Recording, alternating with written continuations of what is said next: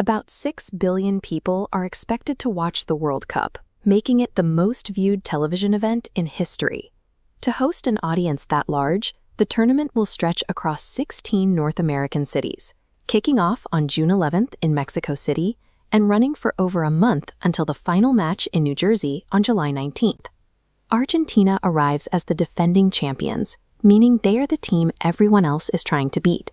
But holding on to that trophy is a massive undertaking because they aren't just playing a handful of games.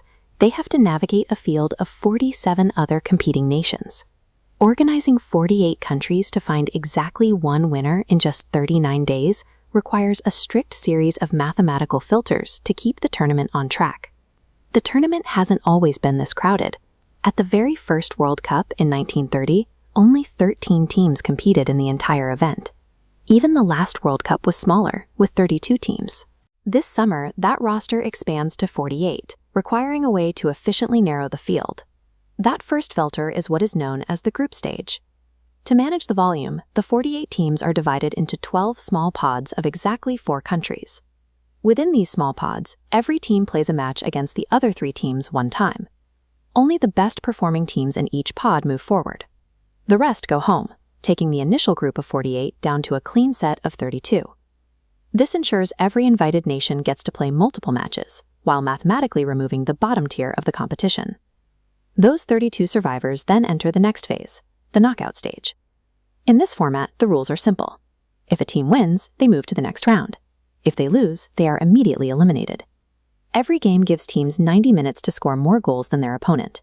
But because these teams are so closely matched, many games end with the score perfectly tied at the 90-minute mark.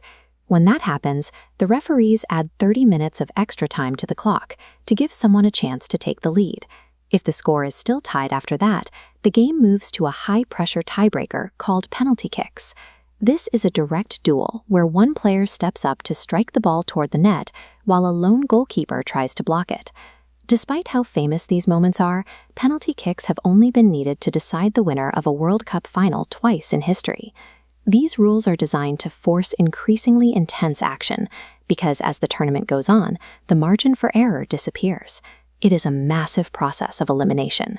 48 teams are filtered down to 32, who then battle through the knockouts until only 2 remain standing. Those final 2 nations will face off in New Jersey on July 19th. The emotional pressure in that stadium will be incredible for both the players and the fans. This event happens only once every 4 years, and teams spend 3 years playing through preliminary elimination matches just to reach the starting line.